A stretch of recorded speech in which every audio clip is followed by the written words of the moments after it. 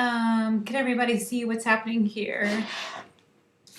Yes, we can. Okay, great. So, I've got my apple piece that I did last time. Got that same apple. It hasn't rotted yet. Um, but what I'm gonna do, I'm gonna pick up my camera and kind of show you. If I have an apple, I've got maybe my grouping of objects. What I want to think about is using a light source for that apple that creates some very prominent cast shadows, right?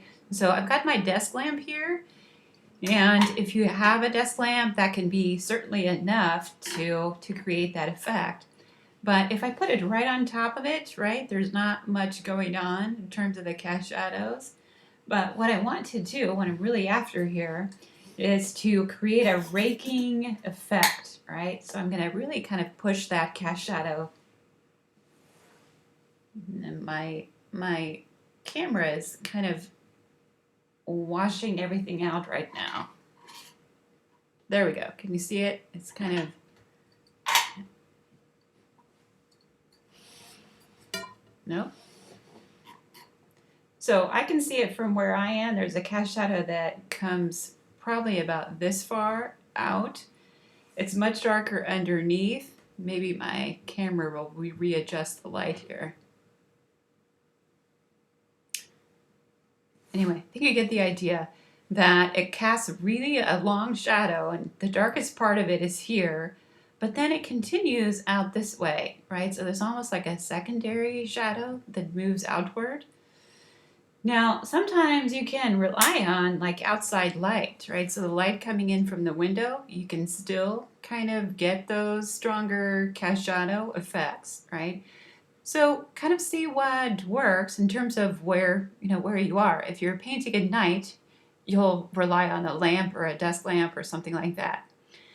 You can even do this with a strong flashlight, right? So if you've got a big flashlight, nice and strong, you can literally lay that on the table next to your objects and get, some pretty cool shadows that way too. So I'm gonna use that as my source material. And I'm realizing that my cup of water is empty.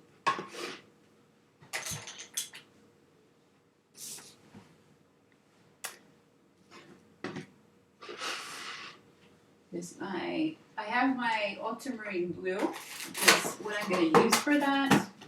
That cast shadow color. And forgive me for a moment while I grab my water.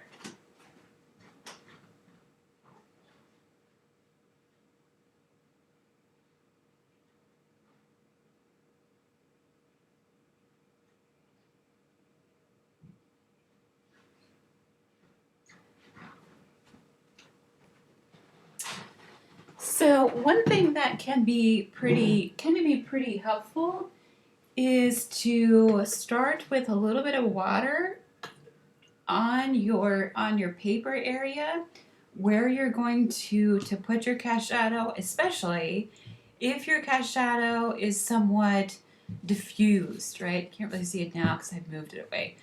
But if your cast shadow is kind of soft at the edges, think about putting some water on the paper where you want that cast shadow to exist first, only water, because then you can feather that out and work wet into wet and get those softer edges, right? I'm going to put that back in my light source. Okay, so I'm using my ultramarine blue. Whoops. And just forgot to do what I told you guys to do, which is to put water on your painting first. So I wet my brush, and I'm going to just simply paint the water up against the edge of my object. I don't want to get it like puddly wet. I want it just to kind of slightly wet the paper. And this kind of creates, a containment area, right? So if I go right up against the edge of the object, that's where it's going to stop, right? When I add my blue, right? So I'm gonna switch now to my slightly smaller brush, but I'm definitely not using a really tiny brush. This is, kind of a fat round brush, right? So don't use something that's too small, because you do want to be able to eliminate your brush strokes. And on my palette here, I've got a little bit of brownish red, and I'm going to pick up a little more of my brown just to kind of neutralize the blue a little bit.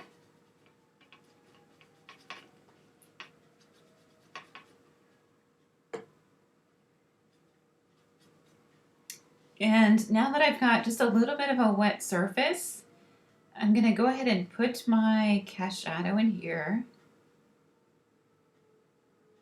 Notice that it creates as kind of a secondary shape, so it moves out this direction.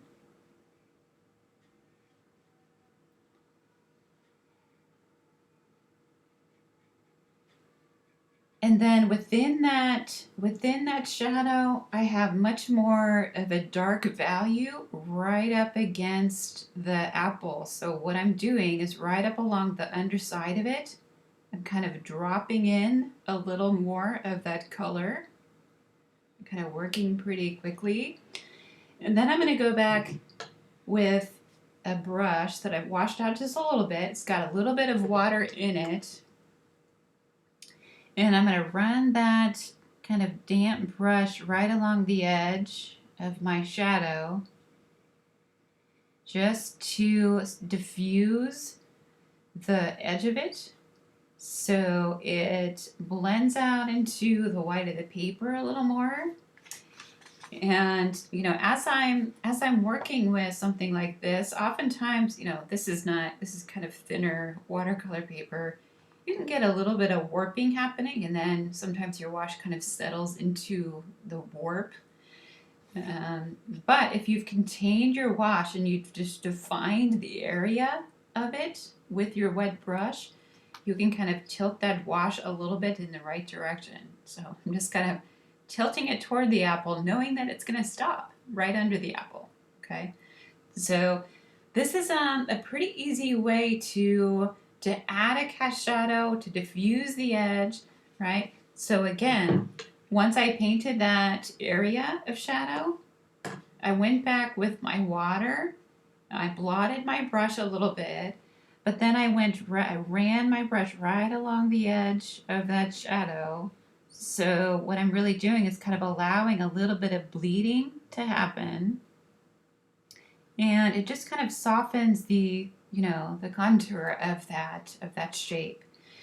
You don't want to go over it too much because, we can run into that issue of the paper kind of pilling up a little bit, right?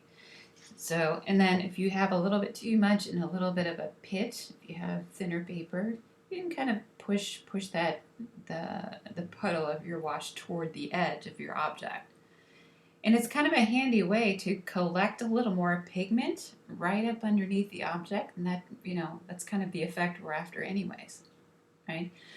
So this is the idea with something simple like this. Now, if I'm dealing with like a branch with leaves on it and there's like crazy amounts of different shapes in my cast shadow, I might want to take it in areas, but the idea would still remain the same. I would want to wet it a little bit with my big flat brush and then paint my transparent cast shadow on top of it. And then, you don't have to do it all in one pass. There are, ways for you to diffuse like this, right, to blend out the edges. And then you can let that dry if you need to.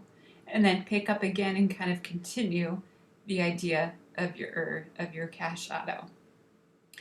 So this is the cast shadow. If it takes up a good amount of space in my painting, that's kind of what I'm after, right? But I think, with a simple object like this, maybe not too much is going to happen in terms of the complexity of your shadow shapes, which is why, if you have a variety of different kinds of objects, it just makes this even more interesting, okay?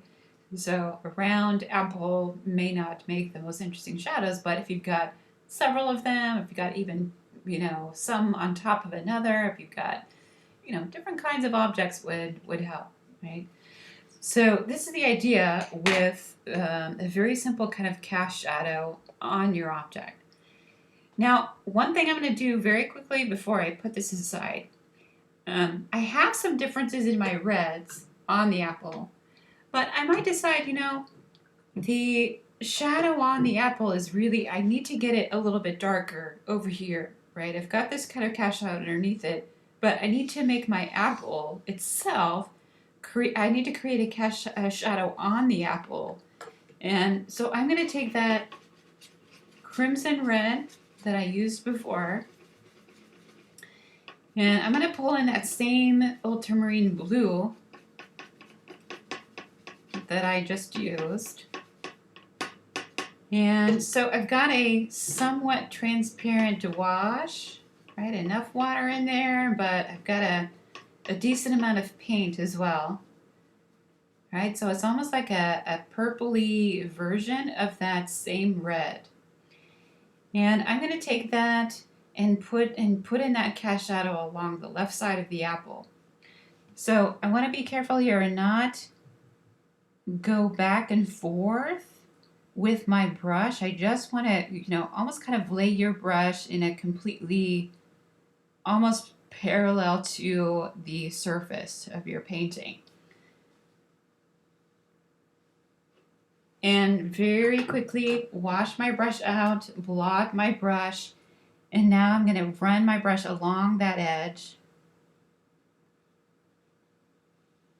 and just shape that cast shadow a little bit. Some places of the cast shadow will have hard edges, right? So if your shadow has a hard edge, don't be afraid to leave it as a hard edge. But this is how, for example, in something round, if you want to kind of contour it a little bit and blend it into something more gradually, you can definitely do that just by running a slightly wet brush right along the edge that you painted, okay? So the effect is darker shadow on the object that I've already painted, and then the cast shadow underneath. And if I look at the value of the cast shadow under it, it could be that I come back with even more of this ultramarine blue, and I add another little secondary shadow that's even darker. I'm going to blot some of that and blend that out too, right? So some cases will kind of, call for a little more paint up against and underneath your objects to push the level of shadow even further, right, in the darker direction. So let me